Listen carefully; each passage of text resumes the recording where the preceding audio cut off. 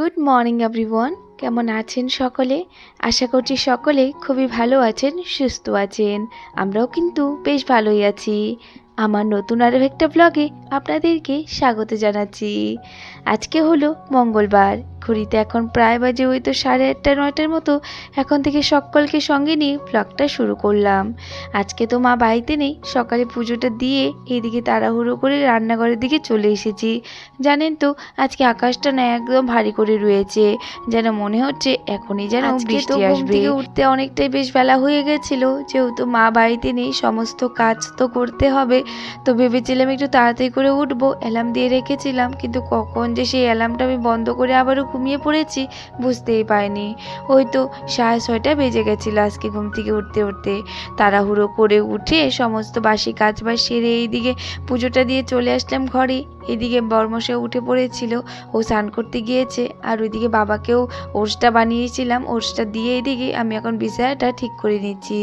মাম্মামও ঘুম থেকে উঠে পড়েছে। এদিকে রান্নাঘরে ভাতটা বসিয়ে দিয়ে এইদিকে আমি বিছানাটা ঠিক করে নিচ্ছি। একটার পর একটা কাজ যেন আজকে বেরিয়েই যাচ্ছে। যাই হোক, সকালবেলা বেশ অনেক কয়েকটা কাজ হয়ে গেছে। সকালে ভেবেছিলাম কাপড়গুলো ধুয়ে দেব, সকাল সকাল ধুয়ে দিলে বেশ শুকিয়ে যাবে ভেবেছিলাম, কিন্তু এই আকাশ থেকে একটা কাপড়ও আর আজকে বের করিনি। পরে গিয়ে দেখা যাক কি হয়, ধোয়ার ইচ্ছে হলে পরে গিয়ে ধুয়ে দেবো। জানেন তো কাল রাত আমি অনেক কাজ বাজ এগিয়ে রেখেছিলাম, যেহেতু ভেবেছিলাম আজকে মামার স্কুল হবে, কিন্তু কালকে রাত্রে মেসেজ দিয়ে বলল যে আজকে নাকি স্কুল হবে না, কারণ ওই তো স্কুলের একটা ফাদার মারা গিয়েছেন, তো সেই কারণে আর কি স্কুলটা বন্ধ রয়েছে। তো আজকে একটু হালকাই পেলাম, তো বেশ ভালোই হয়েছে, কারণ কালকে এসেছি, আজকে যদি আবার একটু স্কুল থাকতো একটু তাড়াহুড়োই লেগে যেত। বেশ অনেক কয়েকদিন মামার স্কুল খোলার পর বন্ধ হয়ে গেল, 8টা দিন স্কুল বন্ধ রয়েছে। জানি না কালকে স্কুলে গিয়ে আবার ওই কান্নাকাটি করবেই না কি করবে, এতদিন পর স্কুলে যাবে, জানি না কি করবে। যাই হোক, এদিকে দেখুন আমার কিন্তু বিছানাটা ঠিক করা হয়ে গেছে। এদিকে এখন বিছানাটা ঠিক করে বর্মশাইকেও ভাতটা দিয়ে দিয়েছিলাম, ও দেখুন স্নান টান করে চলে এসেছিলো, খাওয়া দাওয়া করে এদিকে দোকানে যাবে। এখন মামামকে একটু আদর করে নিচ্ছে। আজকে তো ওয়েদারটা তেমন একটা ভালো না, বর্মশাই ঘুম থেকে আজকে উঠতে একটু দেরি করেছে, কখন থেকে ডাকছে কিন্তু উঠতেই চাইছিল না, ওই তো বৃষ্টি পড়ছিল না সেই কারণে। তো ওই যে অনেকক্ষণ ডাকাডাকির পর উঠে এই যে এখন দোকানে গেল, আর এদিকে এখন মামাম আর এখন আমি খেয়ে নেব। সকালেও সেই সেদ্ধ ভাতই করেছিলাম, মামাম কালকের থেকে বলছে সেদ্ধ ভাত খাবো সেদ্ধ ভাত খাবো, কালকে রাত্রে তো করে দিয়েছিলাম, বেশ ভালোভাবেই খেয়েছে। তো আজকে সকালেও করলাম, মানে যখন মা না থাকে আমি জানি না কেন এই এক টেনশন থাকে যে আমি কি রান্না করব কি রান্না করব। তো ওইদিকে সকালে আর কিছু রান্না না করে গাজর আলু সেদ্ধ দিয়েছিলাম আর ভাত করেছিলাম, আর কয়েকটা চিপস ভেজে নিয়েছিলাম, আর তেমন একটা কিছুই রান্না করিনি। ওইদিকে সকালে খাওয়া দাওয়া সেরে এইদিকে এখন আমি চলে আসলাম কলপারে। ওইদিকে বরকে আবার ডিমের অমলেট করে দিয়েছিলাম, আমি তো এখন আবার ওই ডিম টিম খাই না, তো সেই কারণে আমি কড়াইটা আবার ভালো করে মেজে নিচ্ছি। আর সকালের যেই বাসনগুলো ছিল সমস্ত বাসনই কিন্তু এখন মেজে নিয়ে যাব। আর বাবাকে তো ওটসি বানিয়ে দিয়েছিলাম, আর আমরা 3জন ভাত খেয়েছি।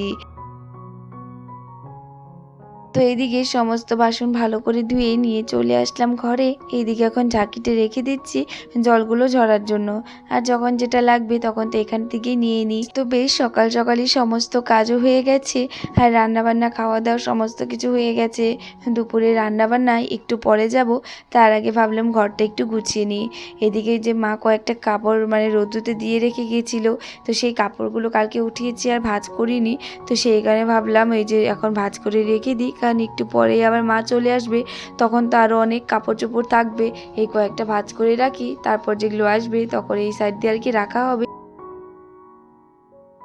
আর আমার তো বেশ অনেকগুলোই কাপড় জমে রয়েছে, ভেবেছিলাম আজকে ধুয়ে দেবো না সকালের এই ওয়েদার দেখে, তারপর ভাবলাম যে না কয়েকটা করে ধুয়ে দিই, নয়তো পরে একসঙ্গে কাপড় ধুতে গেলে কিন্তু বেশ অনেক কয়েকটাই হয়ে যাবে, তখন আবার আমার অনেকটাই অসুবিধা হয়ে যাবে। তো সেই কারণে ভাবলাম যে কয়েকটা যেগুলো আর কি একদম হালকা হালকা কাপড়, সেই সবে আর কি কাপড় আজকে একটু ধুয়ে দিলাম।